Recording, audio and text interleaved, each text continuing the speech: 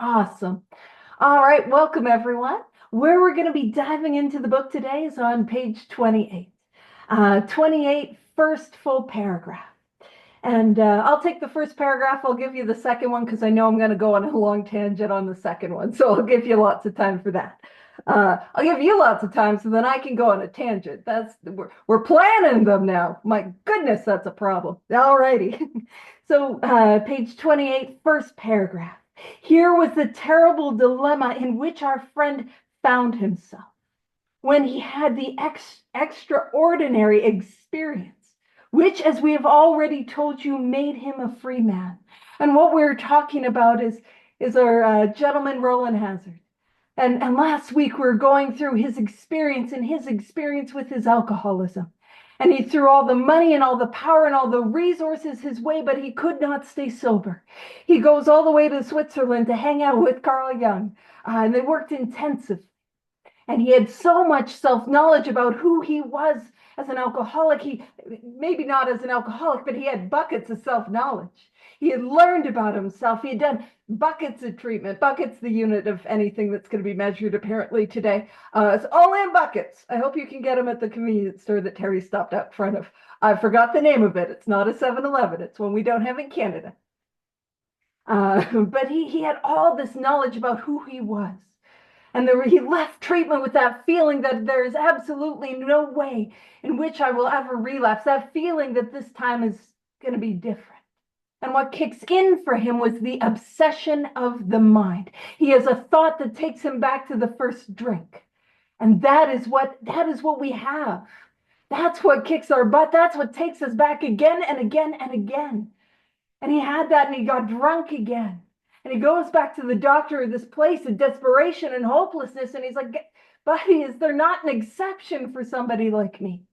And he's like, no. And the gates of hell close on him with a clang. And what he receives is knowledge of what a solution is. And a solution is a spiritual awakening, spiritual experience, a religious experience, as we're going to talk about in that next paragraph.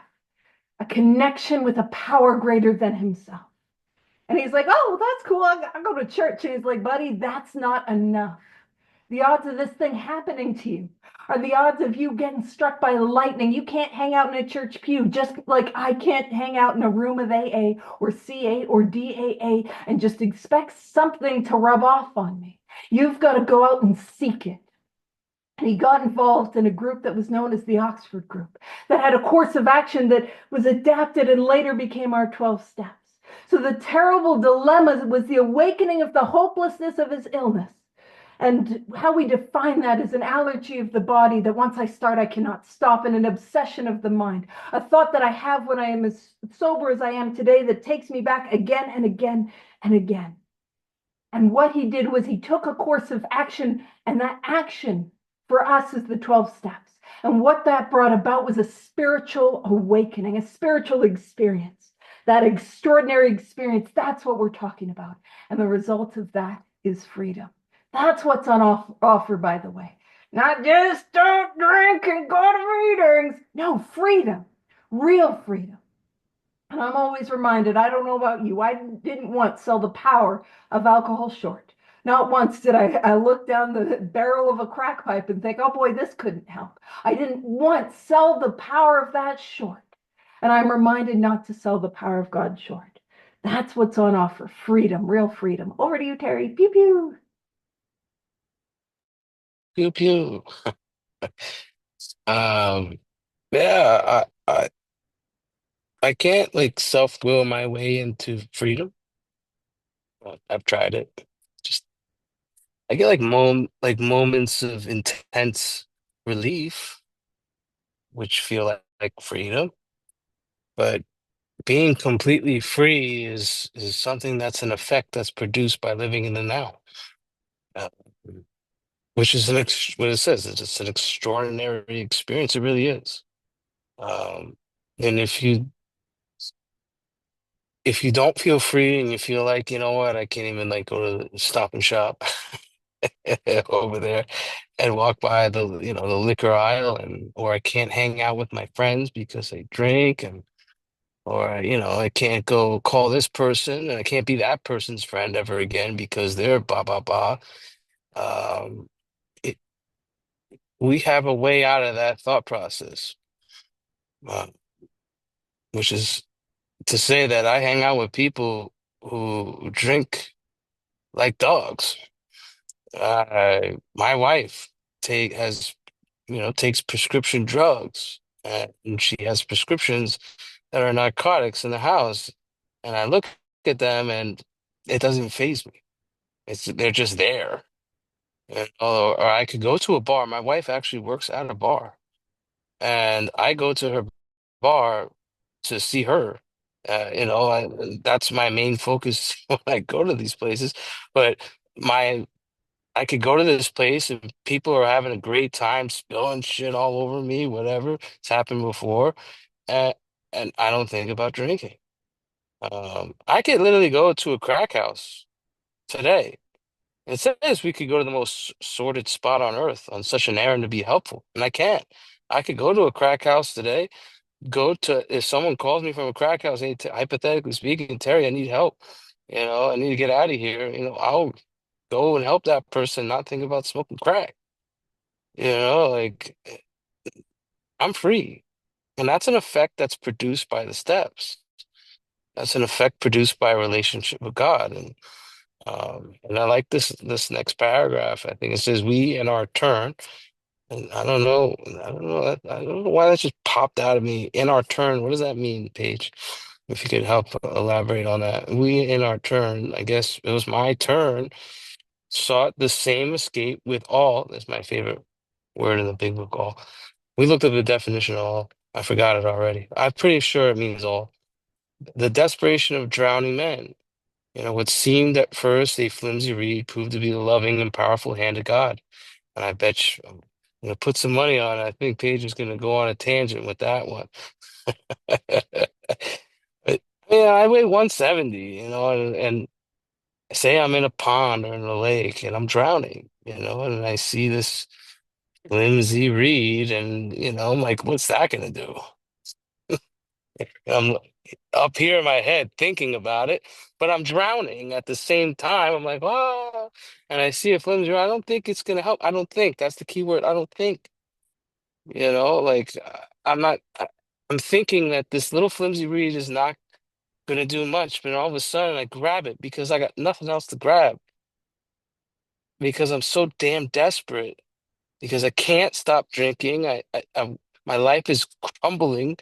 I'm basically, you know, what is it? Don Prince's definition of doom means I'm walking around in a body that won't die, and I'm carrying a mind that won't work, and I'm still breathing. Like that's how I felt, and I all of a sudden I grab this reed because I got nowhere else to go, and I find out it's the loving and powerful hand of God. And it's the simple kit of spiritual tools that just get guide us back to this harmony. Um, and I didn't realize that what I think is probably not going to save me saved my life. The 12 steps of Alcoholics Anonymous uh, saved my life, and it started with desperation. It started with the gift of desperation when I was sitting in this very car, which I love to drink in and get high in. Now I love to do spiritual talks in this car. And I was sitting in this seat with a flask in one hand and an empty bag of cocaine in the other, and this whisper said, "You're done." And it was like a whisper, but it was screamed at the same time. It was like a little child's. I don't know what it was, and I said I was done because I was so desperate at that point that intuitive sense inside screamed so loud that I said, I'm willing to let people make decisions for my life because I don't trust me anymore. And I thank God I made that decision because a new life, like it says, where it says a new life has been given us. Or if you prefer, designed for living that really works. I mean, I've been given a life that's beyond my wildest dreams. My dreams are pretty wild in general, bro. Just kidding. No, I mean, you can't make this stuff up, you know, like I've been given a new life. I've lived two lives. Like I'm just a baby in recovery, walking around. I'm a little 6 year old walking around right now. I'm growing up. That's why I'm trying to grow up on a daily basis, right? But for a long time, my life was concrete and pavement, cutting corners, making sure I was high and drunk enough to obliviate anything that I felt that was giving me anxiety. And that's no longer my life anymore. Money, property, and prestige is no longer my higher power anymore. I could care less about having money, which is a very long journey that I had to go through. A lot of pain associated with letting go of defective character, and especially that one. I mean, my life is not rainbows and butterflies and dot dot dot, but I have a design for living that really works in any situation. Like I'm a member of not just Alcoholics Anonymous and Cocaine Anonymous. I'm a member of the land of the living. I'm a member of my family today. I'm a member, I'm a member of, just being here. I'm a member being a God agent. My boy Andy over there. I'm an agent of God today. Agent means I've been empowered. I've been by a chief authority. I've been empowered by a chief authority. I'm a member of that club.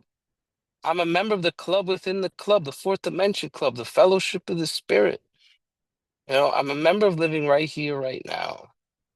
And and that was always something I've always sought through drugs and alcohol. I didn't understand that I could seek that.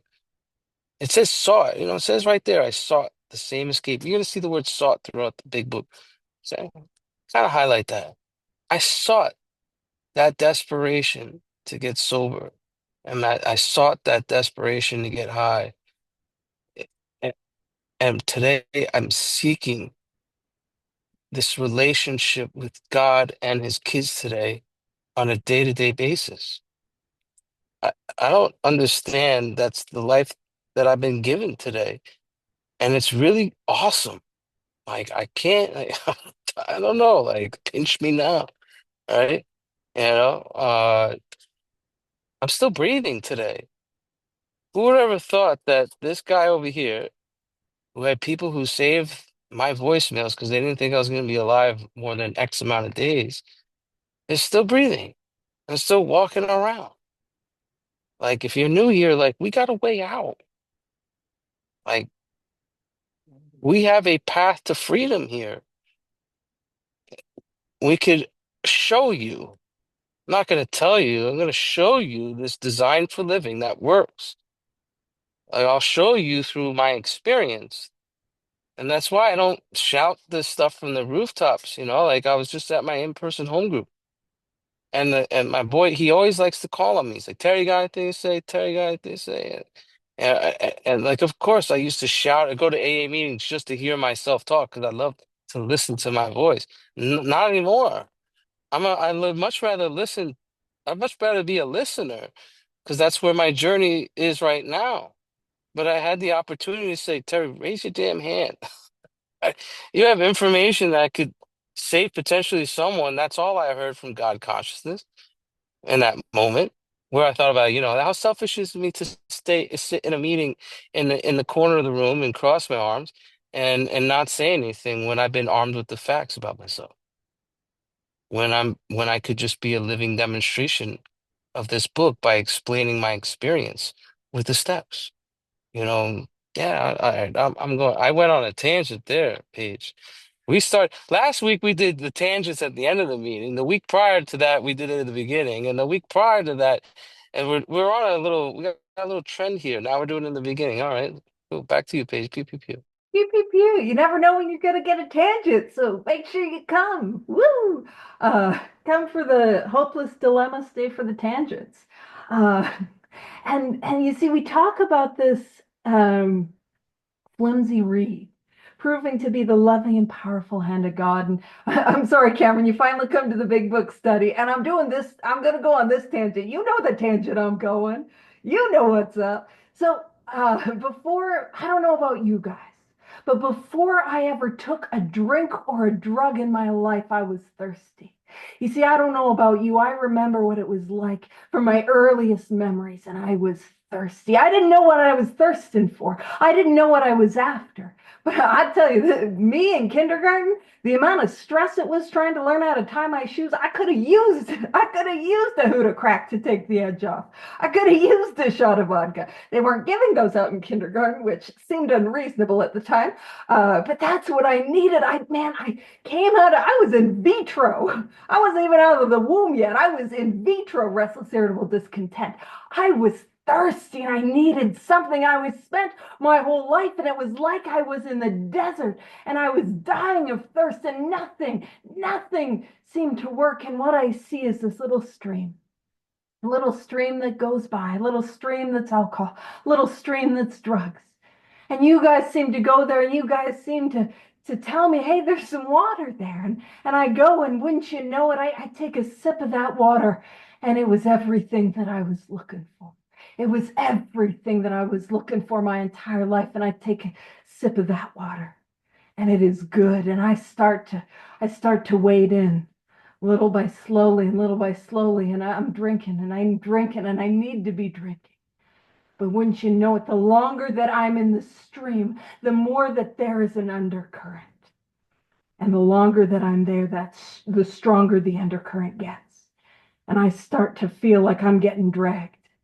And that undercurrent is the physical allergy, that idea that once I start, I cannot stop. And man, it's got me and it's pulling me. And I'm starting to see that, man, there is a problem. I got this allergy and I cannot control the amount that I drink. I cannot control the amount once I start to drink or use or take any mind-altering substance. And this thing has me and I'm in this water and my feet no longer touch the ground. And I see that I got no control. I see that I got no option. I see I got to get my butt out of the river and I am swimming as best as I can, but the current is too strong. And once you know it, the more that a river begins that flood, the more debris gets pulled into that river, the more treacherous it becomes. And there are some logs and there are some sticks.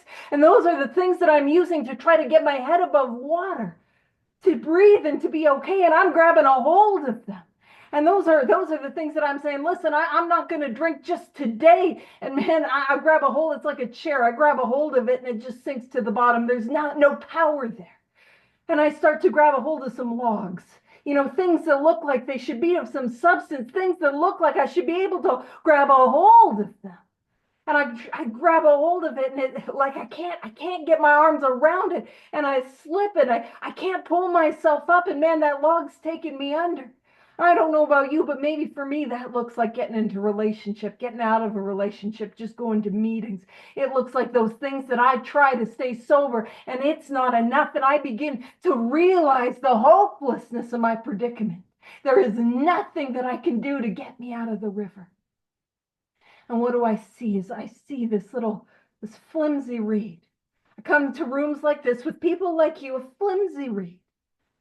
And you guys say spiritual awakening, God, higher power, that's enough to keep me sober?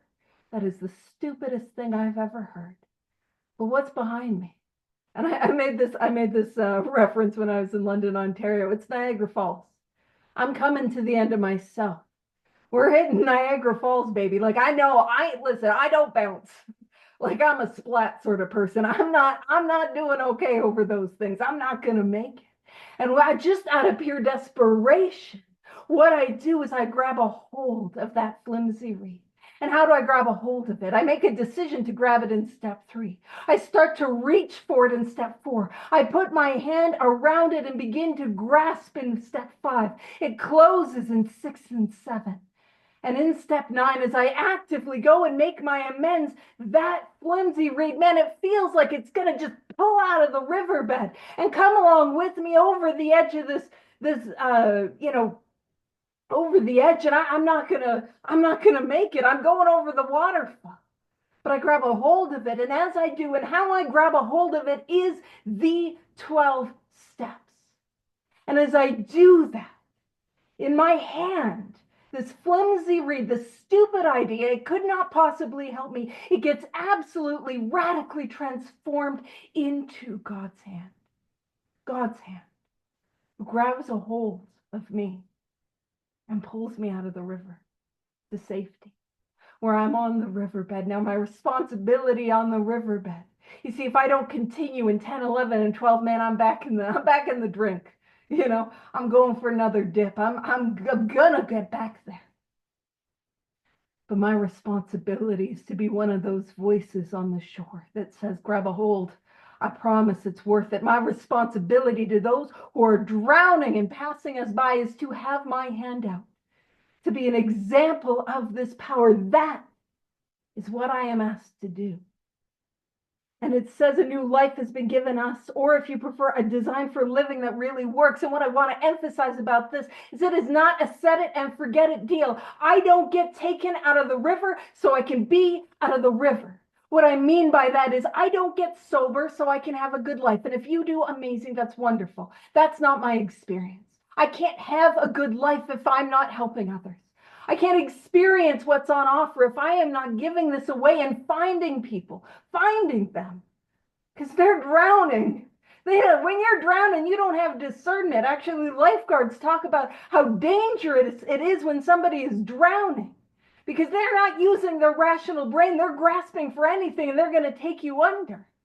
You see, I don't go wait for them. I have to go and find them and reach out to them. Both of our lives depend on it.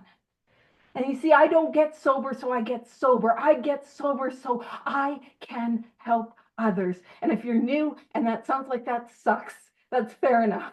I wouldn't have been the most excited about that prospect. I'm just on a rant. It's a tangent with emphasis. And so that's what I'm here to do. This is a way of life. This is a way of life. It isn't a thing that I did. It is a thing that I do. And it's not a thing that I do in between the prayers and meetings. It is how I live my life and how I show up to all areas of my life. That's what's called. I'm never done. But that, I promise you there's value in that I'm never done. It sounds like a lot of work, and it is when I'm not doing it. But when I'm doing it, man, this is the life. This is everything that I was looking for in the bottle. Everything that I was looking for in the pipe. Everything that I was looking for in the pills. Everything that I was looking for in him. Everything that I was looking for in Mr. Right. I have a friend who says Mr. Right out of jail. You know, everything I was looking for. I find it here in God and in helping others. It says the distinguished American psychologist William James in his book, Varieties of Religious Experience. And we spoke about him last week, and we spoke about the connections that were made at the Clark University Conference, 1909. I'll be corrected if it was 1913, but I'm pretty sure it was 1909. Somebody will let me know if I'm wrong. You just say it with confidence, and believe me, an alcoholic will let you know when you're wrong. And we spoke about the connection between him and Dr. Carl Jung. And I kind of spoke about it being this like, hey, everyone wants to go see Freud, and these two guys were hanging out, but actually they had 2 dinners together.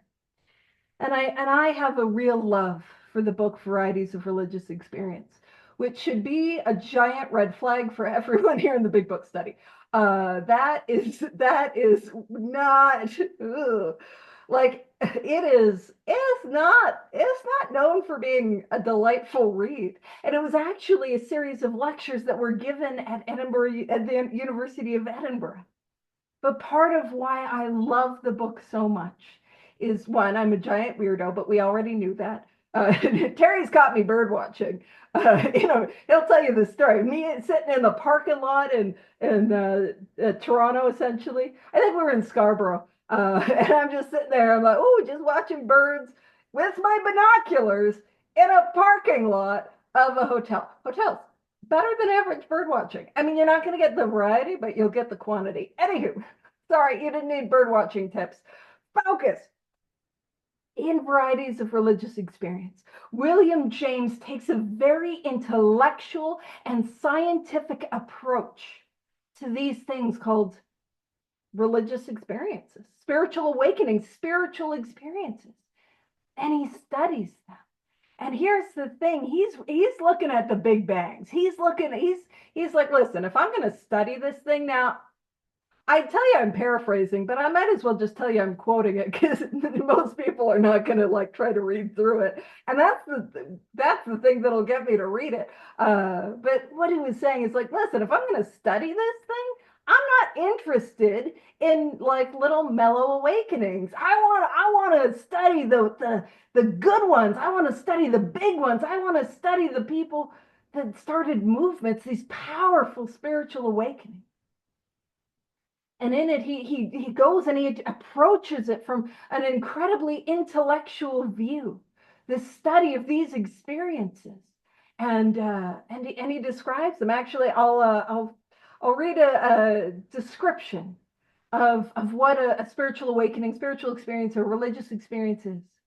And he says to be converted, to be regenerated, to receive grace, to experience religion, to gain an assurance are so many phrases which denote the process, gradual or sudden, by which a self, hitherto divided and consciously wrong, inferior, and unhappy, becomes unified and consciously right, superior, and happy, in consequence of its firmer hold upon religious realities.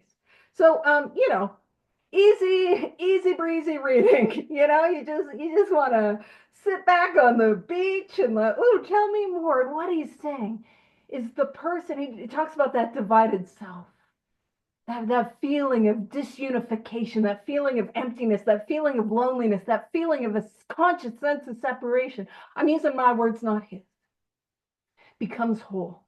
And the person who felt and was a part of now begins to feel, or apart from, now begins to feel a part of.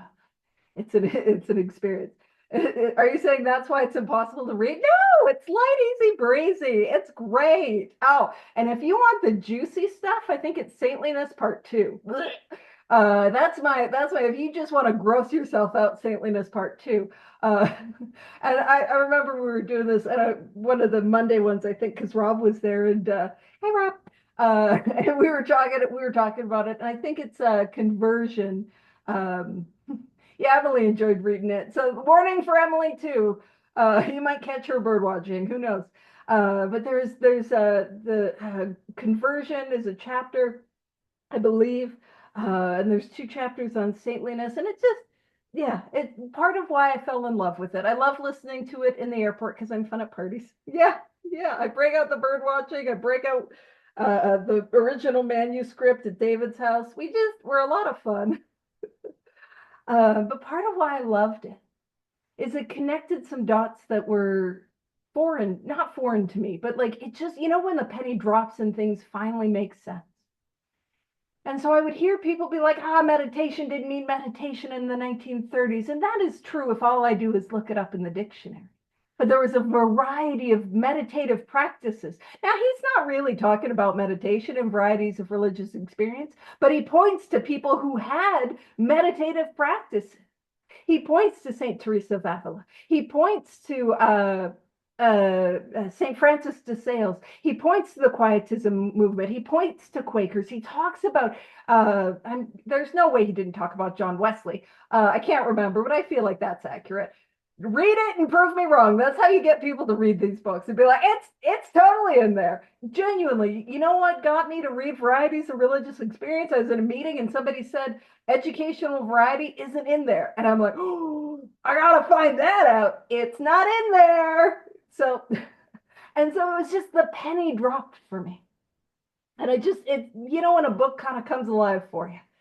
And hopefully that's what we're doing at this big book study. So I'll stop with my William James and dive on into the rest of this paragraph.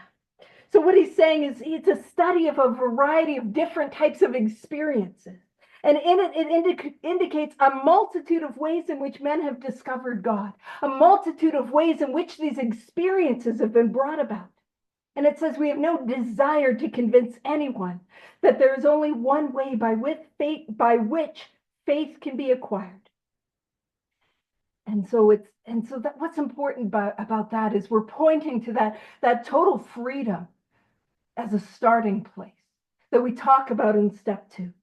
It's as if what we have learned and felt and seen means anything at all. Not what we believe and not what we think and not what our opinions are and not what doctrines tell us, but no, if what we, and the we is the first 180 members, but deeper than that, the we is those of us who have recovered as the result of these 12 steps. If what we have learned and felt and seen, and again, what we're pointing to is an experience.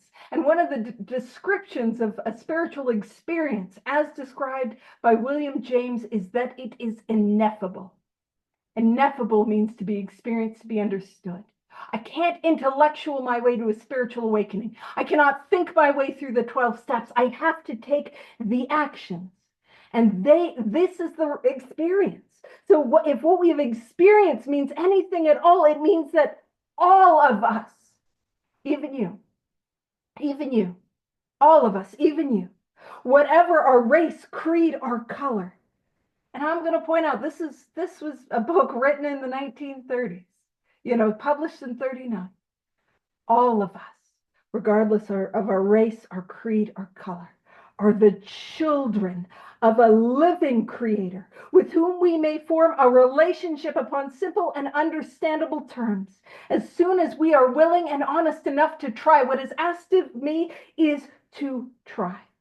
But I want to point out the children of a living creator. Our friend, I say our because it's Babe. I'm referencing Babe.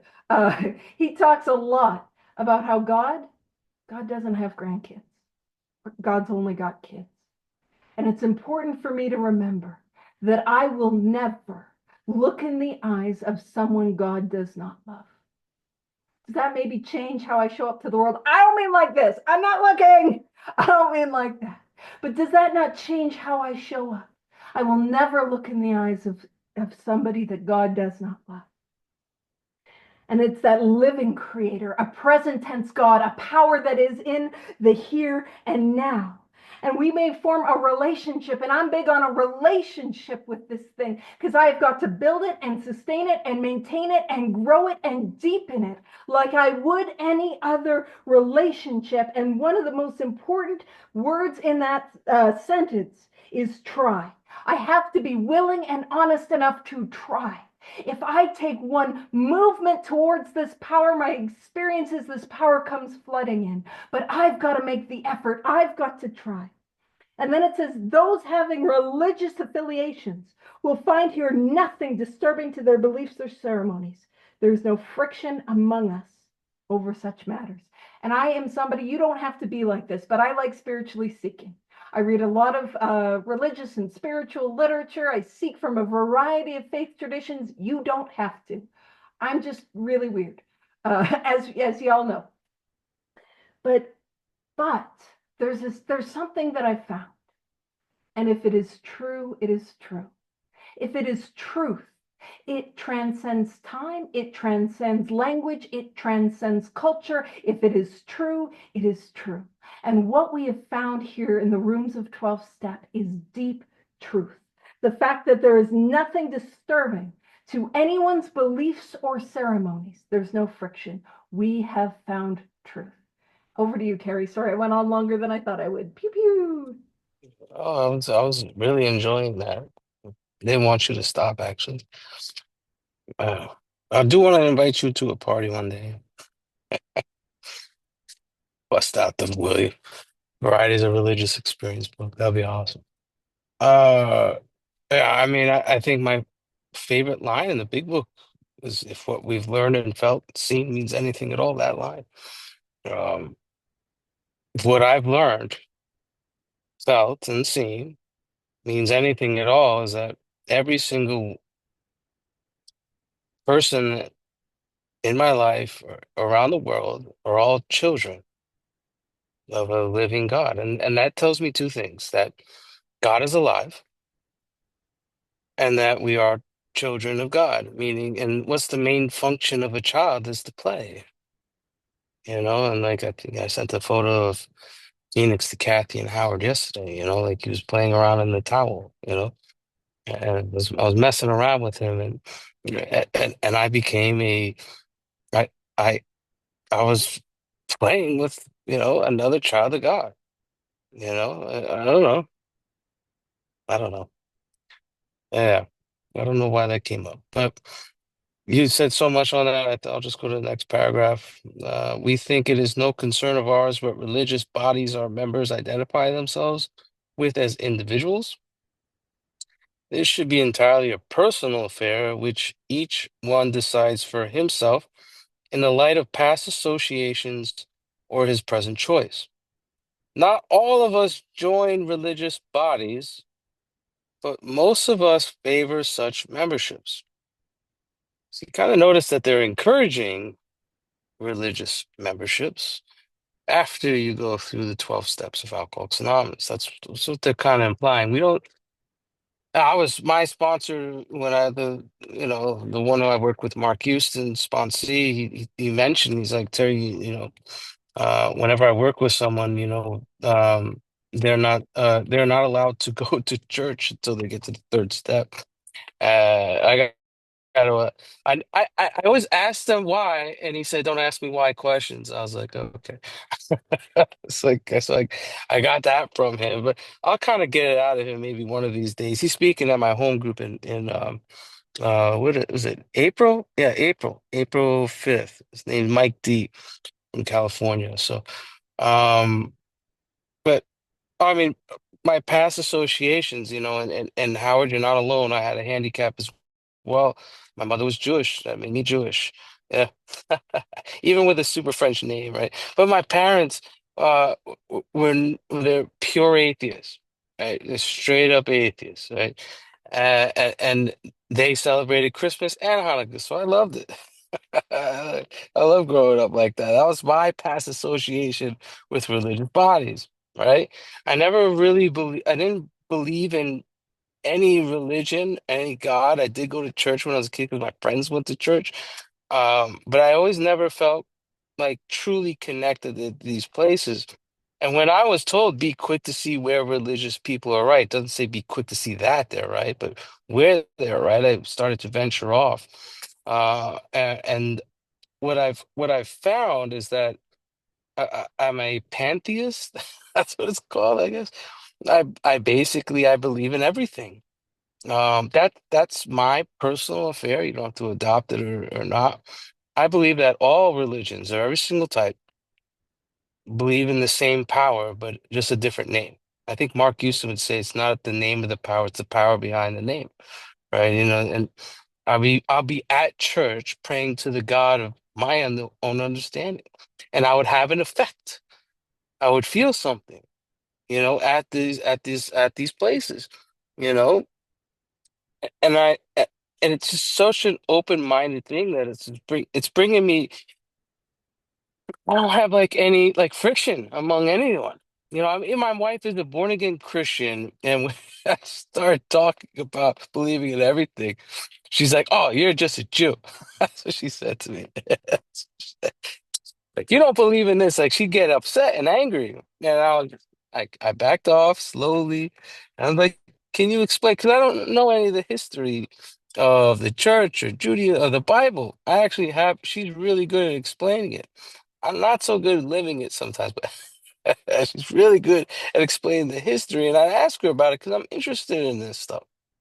I want to learn more about this stuff. I want to be part of all this stuff because to me, God is everything and everything's in God. So I go find everything. And when I do, I find out that God is always there when I'm a seeker.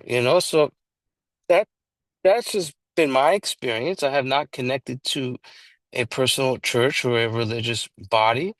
That's just been my experience. But I've seen I mean, I've had a speaker once say, he's like, well, you want to give your will and your life over to your creator, you got to know who your creator is. And that kind of blew me away. And I get that. I understand that. And if you have strong ties with the church, go ahead. You're gonna have to grow up in Alcoholics Anonymous. Like you do, like someone said it tonight that we are in spiritual kindergarten. Yeah, we technically are. Sooner or later, you're gonna have to graduate from spiritual kindergarten and go to spiritual middle school, and then one day you're gonna have to graduate spiritual middle school and go to spiritual high school. And then one day you're gonna have to graduate spiritual high school to go to spiritual college. and so on and so forth. This is all about growing up. Um, yeah, that's all. Back to you, Paige. People. Oh, do you want me to read the next paragraph? Make it if you want it, because I went long. Yeah. Yeah, sorry. All right. In the following chapter, there appears an explanation of alcoholism as we understand it, then a chapter addressed to the agnostic. Many of who once were in this class are now among our members. Surprising enough, we find no such convictions, no great obstacle to find a spiritual experience. So we were just talking about this earlier that when are we going to read page 567? Yeah, right. My sponsor in the beginning, when I was in Minnesota, every time we read the word spiritual experience in the book, he would take me to that page, page 567, and we would read spiritual experience. And I didn't understand. It's if you're brand new here and you never read this book, like reading something once never really resonated with me. Reading it twice, okay, I got a few words. Reading a third, okay, I learned a little bit more. Reading a fourth, fifth, and then 1,000 times more, all of a sudden, I'm reading new words in the big book, even though I've read it 1,000 times. You know, like you read something 999 times, and the 1,000th time it just hits you. And that's been my experience. I see words that are in this book that I never even thought they were in this book. Like we were reading page 70, in the action earlier. Like he is in constant fear and tension. I was like, wow, that never I've read that 100 times and I never even seen that. When I am holding on to one of my deepest, darkest secrets, the dirtiest things that I think are in part of my inventory, and I don't want to express it to another individual, I'm in constant fear, meaning I'm listening to the story, I'm listening to my fears, I'm listening to the mental anxiety, I'm listening to the narrative, I'm listening to the liar, I'm listening to the thinker, and I'm in tension all the time. Restless, irritable, discontent. I like the word tension better. Like I feel like I'm like "Brr," like like if you throw something at me, I will break. Like you throw a little quarter at me. I don't know. I'm looking at a quarter right now because I thought we were gonna flip a quarter earlier to see who was gonna start speaking. But Paige, you blew it up again. Like we were supposed to go through a process. I had it all planned out, just like you did when you start talking about your flimsy read, and my little plans and designs didn't work. But whenever I read this book, something just hits me, and I saw the word spiritual experience, and it means a personality change. That's what it means. Sufficient enough to recover. It means life goes on, but I'm reacting differently to life. It means I'm literally looking at life through a different pair of glasses, that no great obstacle in my way. For all these people who have found this solution, you will. I'll send it all back over to you, Paige, because I want to hear more from you. I'd much rather listen to you than listen to my voice right now. Thank you. Pew, pew, pew. Pew, pew, pew. And going back to the paragraph where it says, we think it no concern of ours what religious bodies our members identify themselves as individuals. And if you're somebody that's got like maybe some religious trauma or a fear of religion or had it shoved down your throat, you're like, oh, I just knew it. They were trying to bamboozle me into going to church. I knew that was coming. Hold on, hold on, hold on. I want to put some context with that paragraph. You see, the year this book goes out is 1939. And this book went out into the world to be the instrument to carry this message. So I would be a lone alcoholic in the world living, let's say, Calgary, Alberta, because that's where I live. There's no AA meetings. Well, maybe there'd be AA meetings in Cleveland, in Akron, and in New York. And I'm a ways away from those places. And what would I do? I would get a copy of this book and I would try to find myself in this book and I would try to follow these directions in this book to have this experience. And I would then by myself have to go and find people to carry this message to. I'd have to find churches to contact, hospitals to contact. That was before they had HIPAA. Uh, I would have, you know what I mean? Like, I'd have to go and find these alcoholics to work with, find people that I could carry the message to. But if you're doing that, the road can be lonely. The path can be lonely. And I might want to connect with people who might be a little further along the path in terms of spiritual seeking. So it makes sense in 1939, 1940 in Calgary, Alberta. Where would I go? I can't YouTube. I can't put on a riveting podcast. I would have to. I would have to probably go to church to connect with other people. And so I think that is the helpful context for that paragraph. Nowadays, you can go do yoga, you can go do Kundalini meditation, you can go do all these other ways, including church, not limited to Seek. You can download Varieties of Religious Experience on your phone and get it to read it to you. You don't have to, though. You can have friends instead. But like, there are so many ways to seek. But in 1939, I might be limited by my resources or my abilities to connect with people. I also want to point out something about that. Now, it's not like martial arts. 12 step is not like martial arts. We use our words, no hitting, no hitting. But if you want to get skilled at a martial art, by the way, have I ever done one? Nope. Nope. You could easily beat me up. Don't hit me. But that's the takeaway. You don't. I said use your words, but I actually don't want you to be mean to me either. So don't do that either. But to get good at martial arts, you need to be sparring with people, training with people who are with you along the journey. So you're kind of your belt level. You need to have those people. You also need to have the black belts to learn from, to get the technique, who are experienced, but also to learn something. I got to teach it. And so we got to have those white belts to practice and to work with. And it's like that in 12 step. I need pillars who are with me along this spiritual journey. I need sponsors and spiritual advisors, people that are perhaps further along, and I need newcomers and people to work with, to have that like experience. And then the following paragraph, then in the following chapter, there's appears an explanation of alcoholism as we understand it. Now, in that next chapter, more about alcoholism, we're going to touch on the physical allergy. But what we are going to be hammering home is the obsession of the mind. Because it is the obsession of the mind that takes a not very good situation and turns it into a hopeless condition. And then as we dive into step 2 and step 3, we're going to have a lens into that spiritual malady. And then it talks about the chapter to the agnostic. That's where we're going to be diving in, really diving into step 2. And I want to point something out. When it says many who once were in this class are now among our members. Surprisingly enough, we find such convictions no great obstacle to a spiritual experience. What I'm taking from that is what I believe cannot hold me back and cannot get me there. What matters is the actions that I take. My belief can well be over, or lack thereof, can well be overcome by taking a course of action that maybe I don't believe in, maybe I don't like, or maybe that I don't think will help.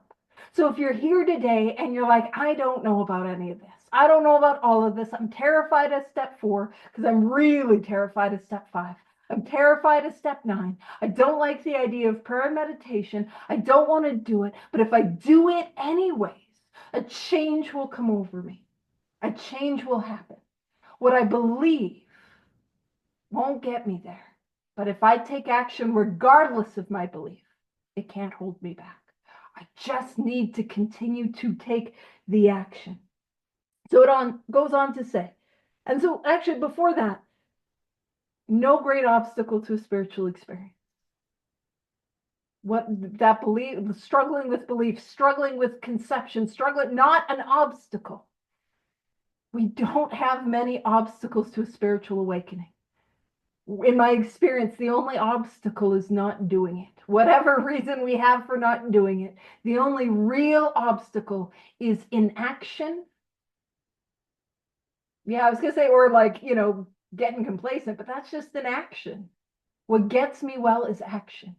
What overcomes my ideas is action. What overcomes my beliefs is action. What overcomes my fear is action. What overcomes my resistance is action. If I take surrendered action, surrendered to this program, which is ultimately to a God of my own understanding, and to understand is to know through experience. I get to have this experience. So it goes on to say, further on, clear cut directions, clear cut. That's why we're going through this thing line by line, word by word, breaking it down, because there are these clear cut directions. And when COVID hit and we all hopped on Zoom, and the world kind of changed in that way. What I found is there are clear cut directions, and there's a little bit of wiggle room. It's okay if I write inventory a little different than Terry, a little different than Howard, a little different than David. That is okay. You know what I mean? We don't have to be that pedantic. But there are clear-cut directions. That's what we're trying to glean from them. And there's some wiggle room. So it says these clear-cut directions are given showing how we recovered. And I want to make a note of that. Recovered. Recovered does not mean cured, but recovered means that the mental obsession is gone. It has been relieved because I take the course of action that is outlined in this book. And ultimately, what am I doing? The 12 steps of produce a spiritual awakening, and that treats the spiritual malady. And that spiritual malady is fueling the obsession of the mind. And if I treat that spiritual malady, the obsession goes. And I live in a state of grace. I call it grace. That might be too religious for you. I call it grace because I didn't earn it, because I didn't deserve it. I didn't become worthy of it. I took some actions I didn't think would help, and what do you know? It helps. And I am free from the thing that was ruining my life. And that is what it means to be recovered. And that's the hope that's on offer. These are followed by 42 personal experiences, the stories in the back of the book, which are meant to do what we are meant to do. Again, this book was meant to go out to the world, carry this message. And the stories were meant to do what I'm meant to do, carry this message. And I'll give you the next paragraph, Terry. Pew pew. Thanks, Paige. Uh, yeah. Each individual in their personal stories describes in his own language and from his own point of view the way he established his relationship with God. That's how I'm supposed to share at the podium. Giving me a description of what I'm supposed to talk about. I'm not really supposed to talk about, my bad day. I was listening to someone's bad day earlier at an in-person meeting. You know, it was funny. It was like, he started talking about, I don't like to take people's inventory, but he started talking about, I'm like, have you ever even taken inventory? That was going through my head at that point, right? And then I pulled him over to the side. I started chatting him up, got his number, but that's what I'm supposed to do. I'm supposed to talk about how I established this relationship with God using this path, which are called the 12 steps, this way of life, adopting this way of life. Um, and this gives us a fair cross section of our membership and a clear cut, Bill repeating himself again, clear cut idea would have actually happened in our lives. And it says they give us clear cut direction. Furthermore, we'll give you clear cut like later on, right? And how it works. Yes, they do give us clear cut directions, but if you read this book by yourself, it's not really clear cut to me. I need a tour guide. If you're new here and you need a tour guide, I'm free. I know there's a lot of people on here as well that could be your tour guide as well. That could show you, we list people, places, or people, institutions, and principles who we're mad at, and we stop there. We start writing. Most of us just keeps reading it. But in my experience with reading this book for a little while, is that the book is way more descriptive than it is instructional. And that's what I've been noticing pretty much when I'm reading it. I'm reading about experiences that are produced by action with your actions. And if you read the book like that, it changes because you start looking at your personal life or your personal experience today with the book. And like Paige would say, the book will meet you where you're at. Like this person is under constant fear and tension. That hit me today. Also, he only thought he lost his egoism. Like that's a state of being where if I take this action, if I'm not practicing step 10 on a daily basis of practicing discuss, which I haven't discussed about a few things, just only more recently with individuals like my sponsor. I've discussed it with someone in a meeting last night when I spoke. Kathy was there. She heard me talk about it. When I discuss something that's currently on, when I'm not discussing something that's currently on my heart or that's blocking me from power, what's going to happen is I'm going to be in constant fear and constant tension all the time. And that hit me in that moment because that's where I was at. And I've read that 1,000 times, but it hit me where I was at. Paige, you want me to just finish this whole thing? So cool. We hope no one will consider these self-revealing accounts in bad taste. Our hope is that many alcoholic men and women desperately in need, that's a statement turned into a question or consideration. Are you someone who is desperately in need? Yes or no, or maybe, yes, I am. We'll see these pages and then believe that it is only by fully disclosing ourselves and our problems that they will be persuaded to say, yes, I am one of them too. That's a statement. I know David G. When I first met him, David, remember, was reading. Where'd he go? He dipped out. There he is. Remember when we first met on that meeting? When we were, I was like, I just invited you guys there. I invited David G, and I didn't know there was two David G's at the time. And I see two David G. I'm like, hold on, which one did I contact? And they joined me on a meeting where I was reading the big book out loud to another guy, and I was talking about taking statements and turning them into questions and considerations. And both the Davids, the David with the hair and the David without the hair, were like, hell yeah, we do that too. You know, that why are we doing that? To make the book come alive and start talking to me personally, to make this book become a book of mirrors. Yes, I am one of them too. I lost power, choice, and control when I drank. I was someone who, not even a week or a month ago, I'm without a defense against the first drink. Yes, I am Bill's story. Like, yes, I am one of them too. I have that allergy to alcohol and drugs and blah, blah, blah, where I drink and I get thirsty or I want more. And I must have this thing. I think I talked about this last week. That was a stumper question. I remember my sponsor is like, "What is this thing, Terry?" I'm like, "Huh?" I'm like kind of Scooby-Doo moment, like, "Huh?" Must this thing again is a spiritual experience. And you know what he made me do, Paige? He made me go to page 567 and read the damn spiritual experience again. Why? Because it's extremely important to know. That's all I got. Pew pew pew. Pew, Oh, pew, and pew. I do have to walk back to my apartment to relieve the babysitter, so I'll be here, but my camera will be off. Pew pew Okay. pew. Pew, pew, pew. All right. And yeah, that's what we're here to talk about.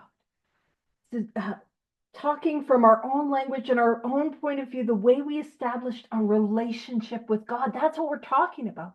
That relationship with this power, which is, that's what I'm after. I didn't know that that was what I was after. I wasn't excited about that as a prospect, but that is what I need to, to build and to establish and to maintain a relationship with this power.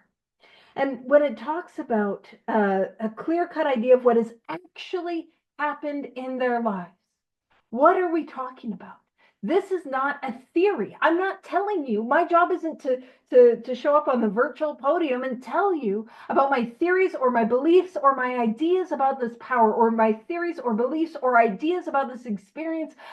What I am called to do is share with you my experience, the relationship that I have, the power that I'm connected to. That and I and it really is when it says our hope is that many alcoholic men and women desperately in need. And let's be real, if I am not desperately in need, I won't do any of this. It's not that we're excluding people that aren't desperate. It's just I have to have my butt whooped to a sufficient enough level, which is really to see the reality of my predicament. That I have this illness and that there is no way out for somebody like me that desperately in need. And I love that it says, yes, I am one of them too. I must have this thing. Because the yes, I am one of them too is that idea that yes, I am hopeless and I must have this thing is the hope. And it's to tie it back to the river metaphor again. I've got to see that I'm drowning. I've got to see that there is no way out. And then I will grab a hold of that flimsy reed with the desperation of a drowning person. So with that, we'll leave it there, and we'll kick off more about alcoholism next week. I'll stop the recording, and thanks for joining us.